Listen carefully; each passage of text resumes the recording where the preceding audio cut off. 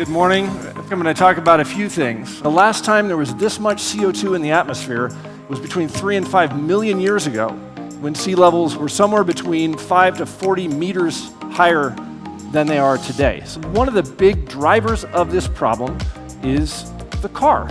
What we have done, we believe, is to build a new vehicle platform that can answer a slice of the needs of daily drivers, of last mile delivery, of emergency response. Our goal is to help solve a global problem that we absolutely must solve, and with a platform that's on the order of 10 times as efficient as today's cars. 40 years ago, this problem that we face today would have been a much easier problem to solve.